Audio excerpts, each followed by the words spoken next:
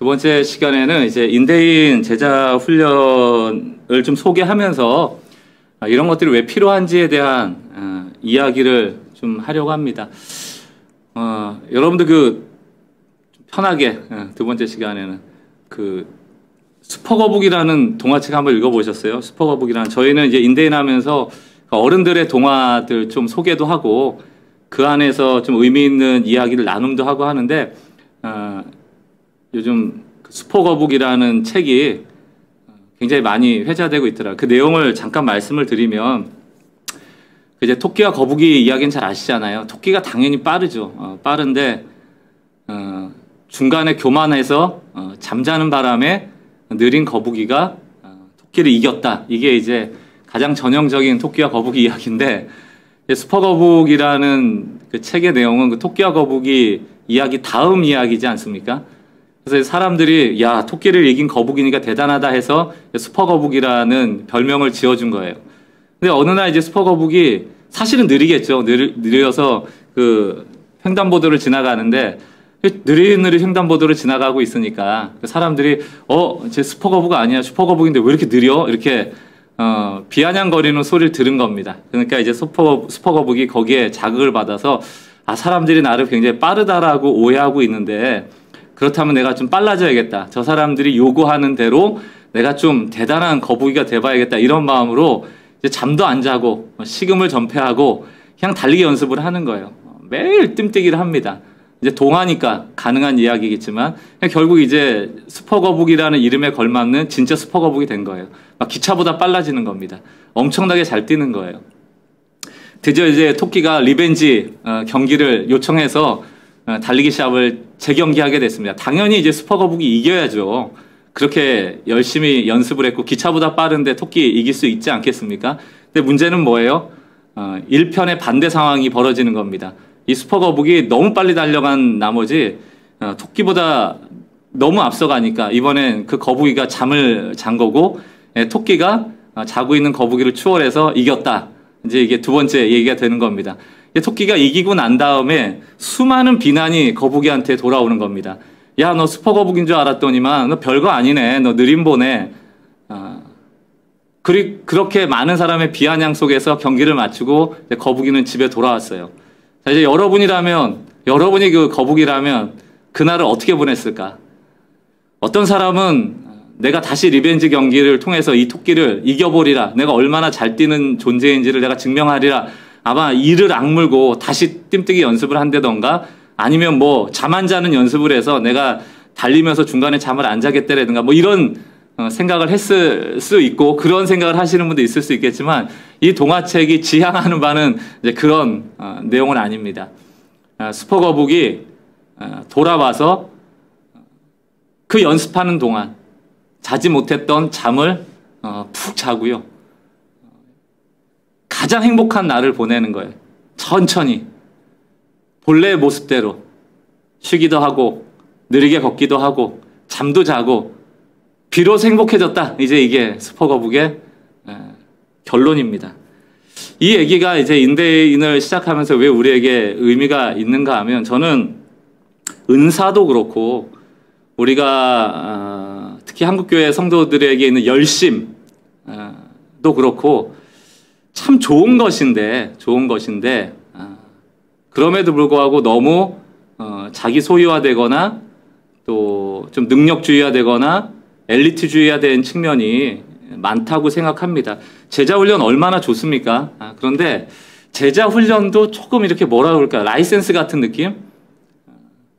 내가 그래도 제자훈련쯤은 해야지 성도답다라고 사람들한테 인정받는, 제가 예전에 사역할 때 그런 일들이 참 많았습니다. 그 아내분들, 특히 이렇게 제자훈련을 다 마친 아내분들, 보통 제자훈련 2년씩 하잖아요. 1년은 제자훈련, 2년은 사역훈련, 이렇게 해서 굉장히 긴 시간 동안 헌신해야 되는데, 시간적으로도 그렇고.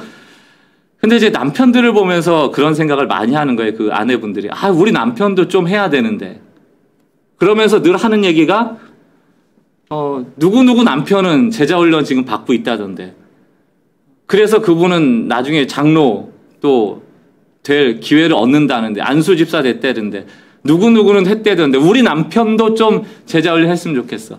왜 이 얘기를 듣는가 하면 우리가 바라는 상이 있잖아요. 어떤 신앙의 상이 좀 다른 사람에 근거하고 있다. 다른 사람처럼 좀 되라는 거예요. 그러니까 마치 우리 남편도 슈퍼거북 되라. 너도 좀 교회 영향력 있는 사람 좀 되라. 너도 제자 훈련 받고 리더 좀 되라. 좀 이런 측면에서의 제자 훈련화가 많이 일어나고 있는 것 같다. 그러다 보니까 이 제자 훈련의 목적도 조금 개인의 성과처럼 여겨지고 있는 상황이 실제적인 상황이기도 합니다. 저는 좀 우리는 교회라는 이름으로 2016년도에 개척을 하면서 좀 이 이름에 걸맞도록 성도 한 사람 한 사람이 교회됨을 그 정체성을 찾아가는 성도가 됐으면 좋겠다.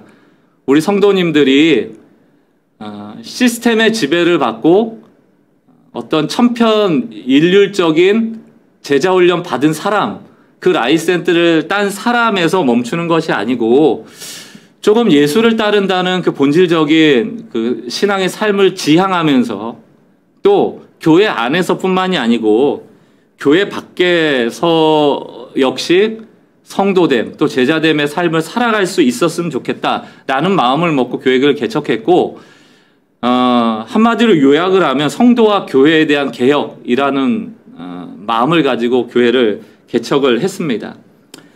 개혁이라는 것은 없던 것을 만들어내는 것은 아니라고 생각해요. 처음으로 돌아가는 것인데 어디로 돌아갈 것이냐?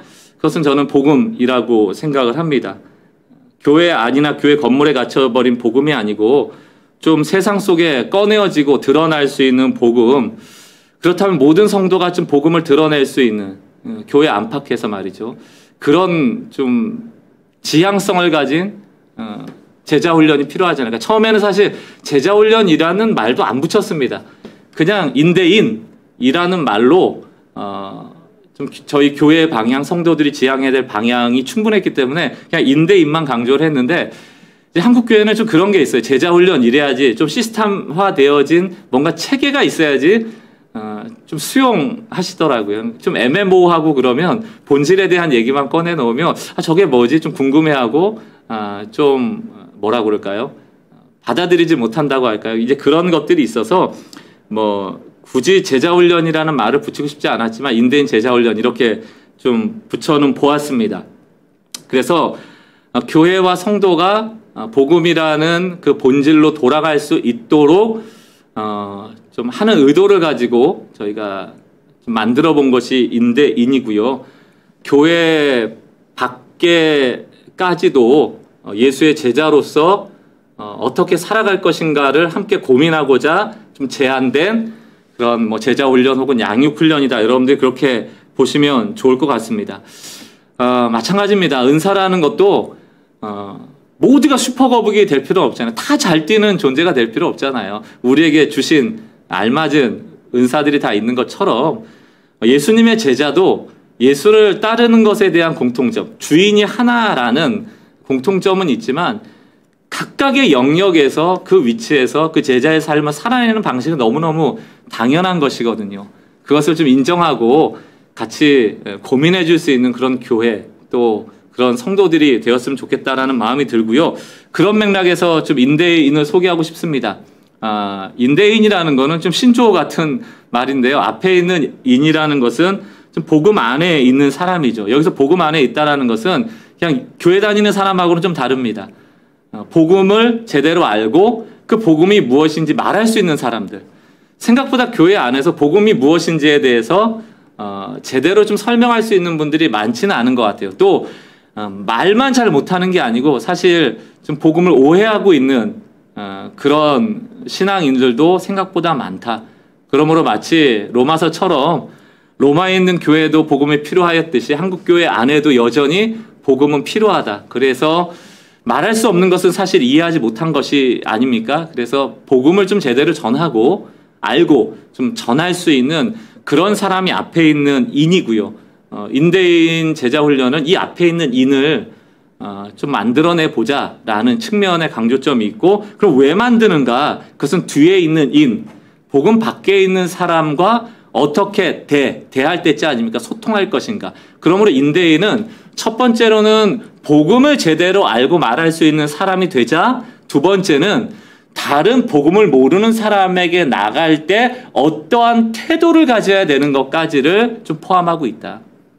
은사도 똑같고 이 복음을 전하는 것도 똑같다고 생각해요. 내용만 가지고 있다고 되는 게 아니라고 생각합니다. 은사만 가지고 있어서 안 되듯 복음을 아는 것만으로 되지 않듯 우리는 태도나 또 성품이나 이러는 사람을 대하는 방식도 복음적으로 바뀌어져야 될 필요가 있거든요. 이제 그런 측면까지를 고민해야 되는 것이 바로 인대인이다. 이렇게 여러분 보시면 되겠습니다. 그래서 인대인을 세 가지로 좀 요약해 놓았는데요. 첫 번째로는 존재 대 존재로서의 만남, 다음에 두 번째는 교회 안과 교회 밖에서의 만남. 그러니까 교회가 건물이 아니기 때문에 우리가 있는 그 어떤 것도 교회 되도록 우리가 좀 열려진 사고를 가지고 교회 밖에 사람도 만나야 되잖아요. 교회 밖에 사람은 다 나쁜 사람들은 아니잖아요. 세상이라는 것은 다 세속화된 것만을 말하는 것 아니잖아요. 우리가 분리되어서 교회 안, 교회 벽 안으로 들어온다고 안전지대로 들어오는 게 아니잖아요. 금묵자흑이라고 우리가 세상으로 나가면 우리도 검어질 거야. 이렇게 생각하시면 안 되는 것 아닙니까? 그래서 우리가 여전히 하얀색을 유지하기 위해서 교회에 들어온다. 이런 이분법적 사고를 가지고 있다면 우린 신앙생활을 정말 잘못하고 있는 것이죠. 하나님이 너무 약해서 사단이 우리를 검은색으로 만들려고 할 때 무능한 하나님이 되셔서 우리가 검어질 수밖에 없다. 그러므로 우린 세상을 피해야 된다. 세상 사람 만나면 안 된다. 우리 자녀는 불교 다니는 친구 만나서는 안 된다. 이런 게 부모의 역할이 아니잖아요. 우리의 신앙의 실력은 교회 안에서만 드러나는 것이 아니고 교회 밖에서도 드러나야 한다. 그러므로 우리 인대인은 교회 밖에서의 만남도 추구한다라는 강조점이 있고요. 또 동행의 여정으로서의 만남이라는 것도 추구하고 있습니다. 저는 이러한 세 가지가 좀 되어질 때 많은 사람들이 좀 교회에 대해서 또 성도에 대해서 또 복음에 대해서 조금 더 호의적으로 바라볼 수 있다라고 생각을 합니다. 마틴 로이드 존스 목사님이 생수를 구하라는 책에 있는 한 대목을 좀 제가 읽어보겠습니다. 교회는 복음을 어떻게 전해야 합니까? 이 질문에 신약 성경이 뭐라고 대답하며 교회 역사가 뭐라고 대답합니까? 교회가 교회다울 때 교회는 가장 성공적인 복음 전파자가 된다고 대답하지 않습니까? 왜 교회 바깥에 사람이 저렇게 많습니까?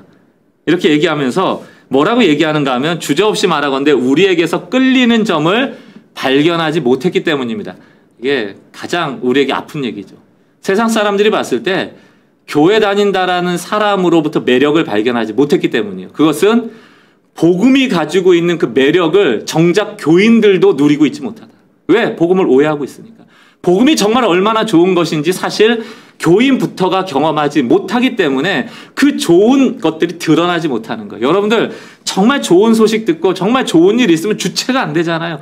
막 팔짝팔짝 뛰면서 막 입이 막 귀에 걸리는 정도로 막 좋은 표정이 나오고 하면 옆에 있는 사람이 다 물어보잖아요. 여봐 너 뭐 좋은 일 있구나. 다 알잖아요. 근데 교인들을 보면서 세상 사람들이 그걸 못 본다는 거예요. 저 사람들 전혀 좋아 보이지 않는다는 겁니다. 또 계속해서 이렇게 얘기합니다. 세상 사람들 입장에서는 자신들도 갖고 싶다는 마음이 드는 뭔가가 눈꼽만치도 보이지 않기 때문입니다. 자신들의 생활 방식을 꾸짖는 우리의 모습이 전혀 보이지 않는다. 뭔가 교인들의 삶의 다른 방식이 좀 매력적으로 보이지 않는다는 거예요. 우리의 복음이 말로만 전파되지 않고 저들의 눈에 저절로 보여져야 되는데 그것이 없다. 그렇다면 인대인은 뭔가? 말로 전하는 복음을 전하는 메시지도 분명해야 되지만 인대인의 복음 밖에 있는 사람을 대할 때 그들에게 매력적으로 그들을 실제적으로 돕는 방식으로 그들과 동행하는 방식으로 함께해야 될 필요가 있다라는 것입니다.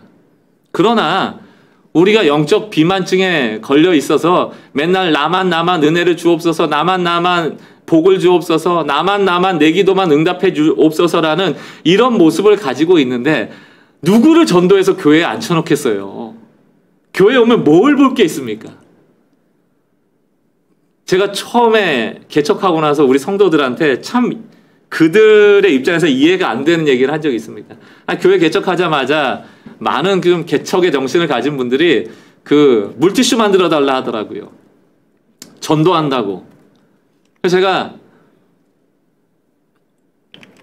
그거 이제 어떻게 전도하십니까 했더니 뭐 저런 버스 정류장이나 사람 많은 데 가서 나눠주겠대요. 보니까 그 물티슈 뒤에다가 교회 소개를 적어놨더라고요.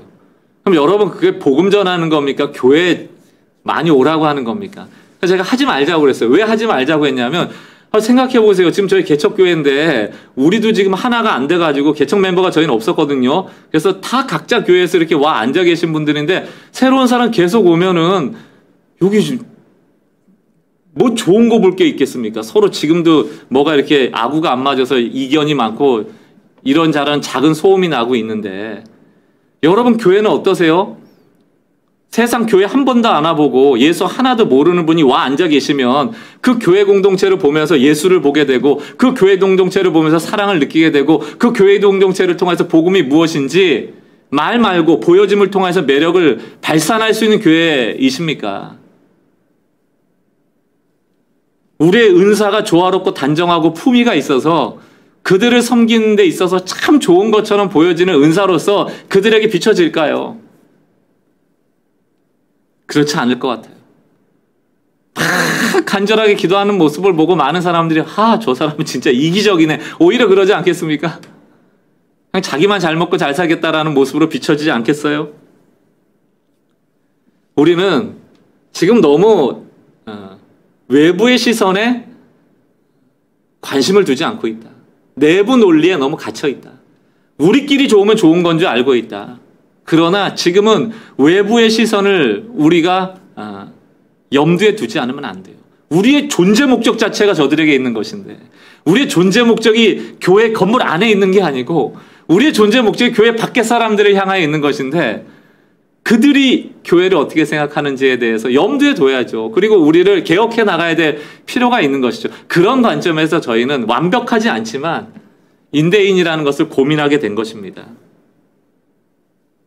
여러분 틀로 보면요. 붕어빵 틀에다가 아무리 여러분 안고 넣고 슈크림 넣고 초콜릿 넣고 해봐야 나오는 건 붕어빵이에요. 틀을 바꿔야 된다. 국화빵을 만들고 싶다면 붕어빵에서 국화빵이라는 개혁을 하고 싶으면 틀을 바꿔야지 그 안에다가 잡다한 거 막 초콜릿 넣고 슈크림 넣고 안고 바꿔보고 해봐야 붕어빵이라니까요. 저는 기존의 제자 훈련이 다 틀렸다. 붕어빵이니까 다 틀렸다. 너희들 다 그게 아니고 뭐라도 좀 바꿔봐야 된다. 그런 의미에서의 인대인을 소개하고자 하는 것입니다. 좀 틀을 바꿔보자. 틀을 바꿔보자. 존재 대 존재로 만나자는 것은요. 이게 다 사실은 통합된 얘기인데 우리는 좀 은연중에 교회 안에 있는 사람, 교회 밖에 있는 사람을 구분합니다. 예수를 안 믿는 사람이라도 새신자로 교회에 온 사람을 대하는 태도하고 앞으로 새신자가 될 그런 미신자들임에도 불구하고 똑같이 새신자인데 교회 안에 들어온 새신자, 교회 밖에 있는 새신자에게 공들이는 그 노력이 완전히 다르다. 여러분 경비 아저씨, 아파트 사시는 분들 경비 아저씨한테 어떻게 대하세요? 수없이 만나는 요즘 더워서 카페 많이 가시는데 카페의 직원에게 어떻게 대하십니까? 마트에 캐셔 하시는 분들에게 어떻게 대하세요? 여러분들 아파트 앞뒤에 또 아래 위에 사시는 이웃이 있으면 여러분 어떻게 대하십니까? 여러분들 친지들에게 어떻게 대하세요? 여러분들 가족들에게 어떻게 대하세요? 유령사회라는 얘기를 하잖아요. 나랑 관계없으면 아예 눈길조차도 두지 않는 거예요. 세상 밖에 앞으로 새신자가 돼야 될 미신자들 이런 사람들에게는 유령처럼 여기면서 너는 뭐 교회도 안 오는 사람인데 관심 없어라고 하면서 그냥 우리 교회만 들어오면 막 이 교회에 정착시키려고 막 애를 쓰고 얼마나 공을 많이 들입니까? 인대인은 좀 우리가 마주치는 그 한 사람에게도 유령처럼 대하지 말고 의미 있는 존재로 보자는 거예요. 그들을 존재로 바라봐주지 않고 그들을 유의미한 존재로 바라보지 않은 채 교회 안에 있는 사람에게 그렇게 공을 들이는 나는 도대체 어떤 납니까? 인대인은 복음 밖에 있는 모든 사람에게 좀 공평하게 대하자. 우리가 수많은 시간을 보내는 세상 속에서 마주하는 사람들도 유의미한 사람처럼 대하자라는 것이 인대인의 중요한 태도라고 생각을 합니다. 존재예요. 다 존재입니다. 우리가 인간의 존엄에 대한 얘기를 많이 하지 않습니까? 복음의 가장 중요한 것은 평등함입니다. 돈을 많이 가지고 있고 권력이 있고 또 지위가 높다고 해서 더 특별하고 우월한 존재가 되는 것도 아니고, 돈이 없고 가난하고 지위가 낮고 또 소위 세상에서 이야기하는 좀 천한 직업을 가지고 있다고 해서 그 사람이 덜 특별한 존재가 아니고, 하나님이 피조한 피조세계 안의 모든 존재는 하나님으로부터 기이한 존엄한 존재이다. 예수를 믿건 믿지 않건 누구로부터 나왔습니까? 예수 안 믿는 사람은 사단이 만들었어요? 아니잖아요. 하나님으로부터 빚어진 동일하게 피조된 사람들입니다. 우린 다 존엄한 존재로 볼 필요가 있는 거예요. 그러나 한국교회가 너무 이분화가 되어 있었다. 교회 밖의 사람을 말로는 그렇게 하지 않지만 교회 벽 밖에 있는 사람들에 대해서 너무나도 존재로 보지 않았다. 그런 것들을 반성할 필요가 있다는 것입니다. 여러분 주변을 좀 돌아볼 필요가 있죠. 그런 의미에서 교회 안과 교회 밖까지도 만남을 우리가 조금 가지려고 애를 써야 돼요. 저희 교회에 계신 목사님은 이렇게 카페 한 군데 가도요, 일부러 거기 좀 가세요. 그래서 좀 친하게 지내기도 하고. 근데 이제 그 주인이 어느 날 뭐 시키지도 않았는데 디저트는 내놓고 뭐 수박도 주고 딸기도 주고 막 갈 때마다 호의를 베푸니까 물어봤대요. 아니 왜 저한테 이렇게 잘해주시냐고. 근데 그 지역에 처음 카페가 들어섰을 때 여러 카페가 세워졌거든요. 신도시기 때문에.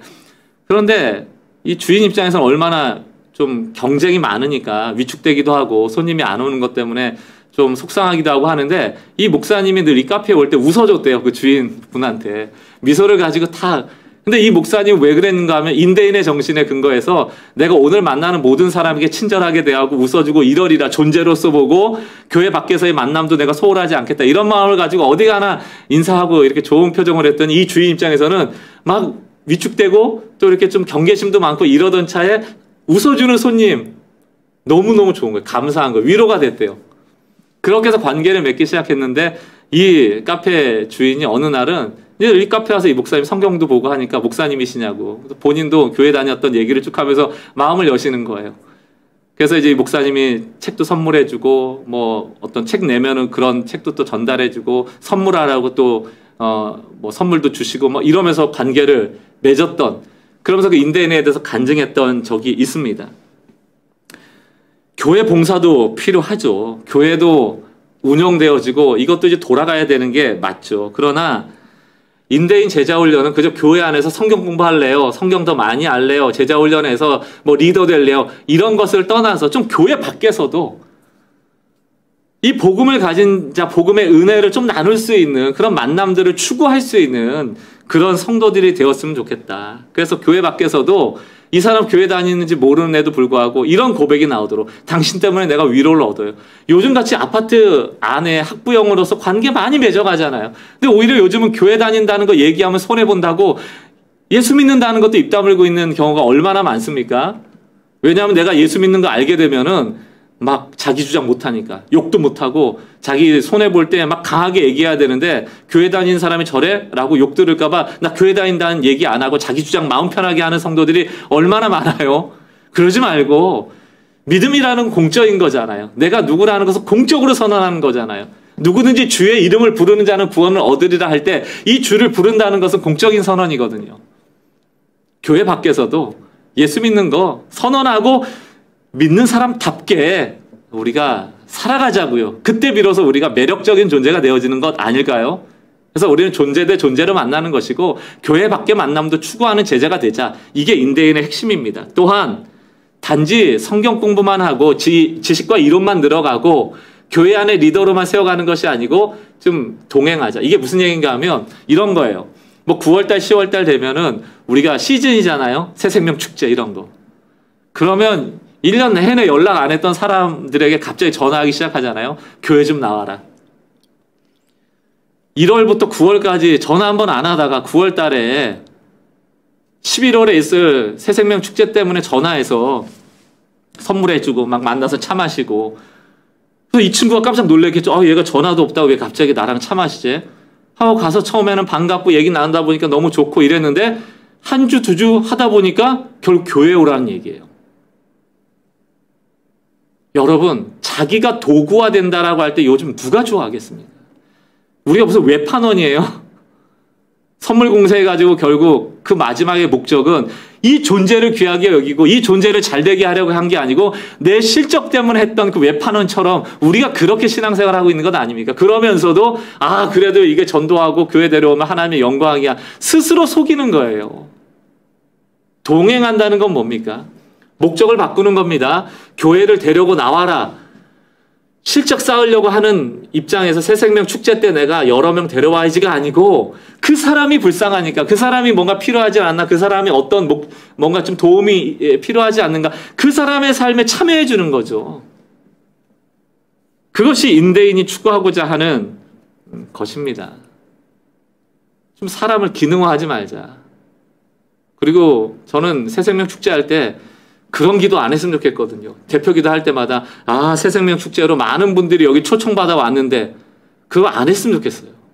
그냥 자연스럽게 좀 와서 복음을 들려주고 좀 평상시에 잘해주고, 이미 그 사람 삶에 믿는 사람이 들어갔다는 것은 복음이 전해지기 시작한 것이지 막 목사님 만나고 새생명 축제 와야지만 시작되는 게 아니거든요. 교회 정착 막 시켜야 되는 게 아니거든요. 여러분 한 사람 한 사람이 성도로서, 거룩한 존재로서, 교회로서 얼마든지 그들의 삶을, 복음을 이끌어갈 수 있다. 그래서 여러분 앞으로는 교회 가자 말 마시고요, 예수 따르는 삶을 소개하고 싶어. 나도 예수를 따르는 제자고 복음의 혜택을 받은 사람인데 너에게 복음을 소개하고 싶어. 예수를 소개하고 싶어라고 여러분들이 복음과 예수를 전하는 주체가 되세요. 저도 목회자, 부교육자로 있을 때 새생명 축제만 되면 성도들이 얼마나 전화하는지 모릅니다. 목사님, 제가 누구누구 데려왔거든요. 목사님 한번 만나주세요. 복음을 전해주세요. 그리고 거기서 결단시켜 주시고 교회 생활하게 해주세요. 아니, 어떻게 사람이 몇십 년 동안 교회 교자도 모르고 살았던 사람이 저 만나가지고 거기서 용단하고 시작하고 오늘부터 신앙생활 1일이 됩니까? 거기에 대한 부작용이 지금 한국교회에 얼마나 많이 나타나고 있습니까? 교회 오면 복받아, 교회 오면 문제 해결돼, 교회 오면 네 자녀 잘 돼, 맨날 이렇게 얘기해가지고 교회에 갖다 앉혀놨는데 안 되잖아요. 그리고 기복적인 신앙만 잔뜩 가르쳐놓고, 성공 논리 가르쳐놓고, 능력주의 가르쳐놓고, 복음 아닌 것 가르쳐놓고, 저는 좀 바뀌었으면 좋겠습니다. 좀 그 사람을 실적으로 보지 않고 동행으로 봤으면 좋겠어요. 이 즈음에서 제가 동화책 얘기 하나 더 드리겠습니다. 여러분들이 이제 보시면 좋아요. 오리건 여행이라는 책입니다. 오리건이라는 지역이, 저도 이제 종종 거기에 후배가 있어서 가곤 하는데, 여행차 갑니다. 미국에서도 여행을 많이 가는 곳 중에 하나입니다. 서부에 우리가 잘 아는 캘리포니아 주 위에 있습니다. 오리건 주가 있습니다. 아주 숲풀이 우거지고 자연환경이 너무너무 좋은 것입니다. 이제 그 곳을 배경으로 하고 있는데 서커스단이에요. 서커스단 안에 곰이 있고 이제 광대가 주인공이 나와요. 곰하고 광대. 서커스 공연이 다 끝났습니다. 곰도 공연이 끝나서 철장 안으로 들어가 있고 광대도 공연이 끝나서 이제 자기 숙소로 돌아가는데, 이 광대가 숙소로 돌아가는 길에 철장에 있는 곰이 동화니까 이제 곰이 말을 하는 거예요. 나 고향으로 좀 데려다 가줘. 나 철장이 집이 아니고 나는 오리곤에 가서 좀 내 집에서, 내 숲에서 자유를 누리고 싶어. 나 좀 꺼내줘. 이렇게 얘기하니까 광대가 이거 어떻게 꺼내줘요? 그리고 자기하고 관계가 없잖아요. 그래서 그냥 숙소로 돌아갑니다. 그런데 숙소에 돌아갈 생각을 해보니까 곰이 불쌍한 거예요. 그래서 이제 철장에서 꺼내줍니다. 그 서커스단이 있었던 데가 피츠버그인데 이제 동쪽이겠죠, 더. 근데 이제 서쪽까지 이 곰을 데리고 여행을 하는 겁니다. 그러니까 곰도 서커스단에서 탈출했고 광대도 이제 서커스라는 직업을 내려놓고 이 곰을 데리고 오리곤까지 가주는 거죠. 뭐 여러 가지 우여곡절이 있습니다. 돈이 없으니까요. 돈이 있었는데 뭐 하루에 햄버거 200개씩 먹는 곰이니까 있던 돈도 다 떨어지고 걸어서만 갈 수 없으니까 히치하이킹해서 차를 타고 가고 뭐 빈 집에서 길에서 잠도 자고 하면서 며칠 길을 오리건을 향해 갑니다. 제가 참 의미 있게 봤던 책의 내용 중에 하나가 뭐냐면 이제 히치하이킹을 하고 차를 타고 가는데 그 차를 태워준 운전수가 광대에게 물어보는 거예요. 광대 양반, 이제 서커스단도 나오고 했으니까 그 당신 코에 붙어 이게 끼우잖아요. 빨간 코를 끼우잖아요. 광대의 상징이니까 그 고무 코를 떼라. 그 지금 뭐하러 붙이고 있냐 이렇게 얘기하니까 그 광대가 이런 얘기를 합니다.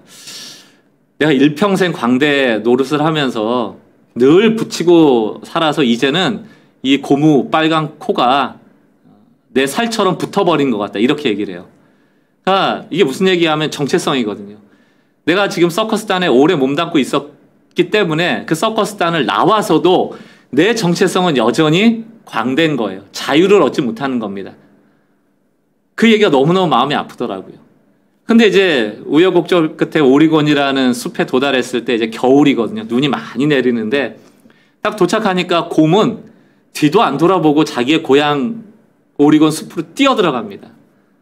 샬롬, 평화를 얻은 거예요. 자유를 얻은 거예요. 철장 안에 있어서는 안 되는 곰이 드디어 자기가 있어야 될 곳에 이르게 된 것입니다. 샬롬이라는 것은 그런 거잖아요.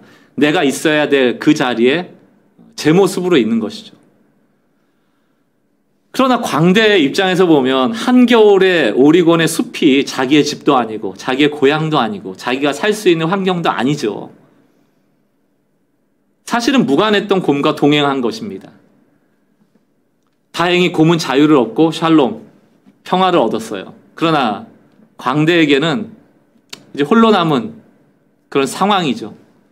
근데 그 마지막 동화의 장면이 뭐냐면 광대의 뒷모습이 나와요. 눈길을 한 걸음 한 걸음 걸어서 이제 오리곤을 떠나는 모습이 나오는데 그 눈밭에 광대의 빨간 코가 딱 떨어져 있습니다. 그게 이제 마지막이에요. 제가 이 동화를 보면서 드디어 광대도 자유를 얻었구나. 광대라는 정체성에서 벗어나서 이 사람에게도 샬롬이 임했구나라는 것을 느꼈습니다. 자, 그럼 이 책이 주는 메시지는 뭐냐? 우리는 신앙생활에 있어서 너무 이기적으로 하다 보니까 내가 은혜 받고 내 은사가 드러나고 내가 복을 받고 내가 기도 응답받고 온통 자기에게 집중되거나 내 자녀, 내 남편, 내 사업, 내 성공, 내 진급, 내 진학 뭐 이런 것밖에 보지 않으니까 사실 우리의 신앙이 누군가와 동행하는 삶을 지향하고 있지 못하죠. 그러니까 요 근래 뭐 통계 자료로도 나왔지만 기독교 그러면 다 좀 배타적이다, 이기적이다, 말을 썩고 싶지 않다, 심지어는 사기꾼 같다 이런 얘기를 하는 겁니다. 왜?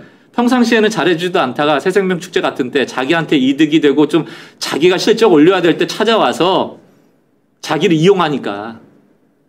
지금 한국교회가 오랜 동안 역사를 가지고 있잖아요. 100년이 넘는 역사를 해오면서 얼마나 많은 세상 사람들에게도 경험이 됐겠습니까? 이제 교회 초대에 대해서 그렇게 호의적이지 않거든요. 그건 동행하지 않고 그들을 기능으로 소모적으로 봤기 때문입니다. 그러나 이 메시지가 우리에게 주는 내용은 뭡니까? 전혀 무관한 곰이라는 존재와 동행했을 때 놀랍게도 그 곰에게도 샬롬이 임하는 것 뿐만이 아니고 그 무관한 동행을 통해서 광대도 자유함을 얻더라는 거예요. 저는 이게 우리 영적인 원리와도 똑같다고 보고요. 제가 요즘 이제 주일날 소선지서를 보고 있는데 그 소선지서에 나와 있는 하나님의 마음이 다 이런 거예요. 다 이런 거예요. 너희가 좀 손해보고 특별히 누구를 향하여서 4대 취약계층 있잖아요. 과부와 고아와 가난한 자와 나그네 그들에게 좀 관심 가지라는 거거든요. 그들의 삶에 조금 동행하라는 것이거든요. 그러나 우리 입장에서 보면 그들하고 동행하면 나한테 뭐가 유익이 있는데를 묻잖아요. 그거 묻지 말고 너희가 이 약자라고 하는 자들에게 관심 갖고 동행하면 내가 너에게 복 주리라. 이게 신명기 말씀 아닙니까? 인대인은 이 제자 훈련이 나에게 유익되는가? 그것을 넘어서서 내가 어떻게 하면 저 사람의 삶을 잘 되게 할 것이라는 그 복음의 원리를 추구하고 그것이 좀 교회를 통하여 혹은 개인을 통하여 드러나게 되기를 원하는 훈련입니다. 그래서 이 훈련하신 분들의 간증들이 뭐 여러 가지가 있지만 여기 보면은 여기 뭐 경비하시는 분들한테 예의 바르게 인사했다는 거, 본인이 다니는 이 피트니스 센터 같은 게 있는데 회사 안에 그분들에게 좀 위로를 전하고 격려했더니 굉장히 좋아하시더라는 것.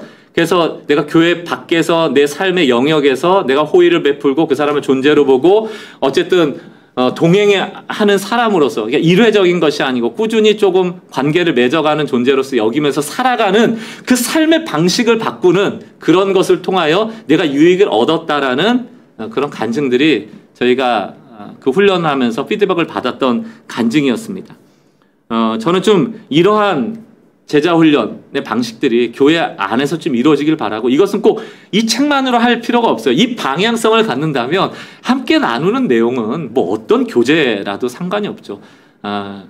그럼에도 불구하고 어쨌든 저희가 좀 가지고 있는 교재가 있어서 좀 소개를 잠깐 하겠습니다.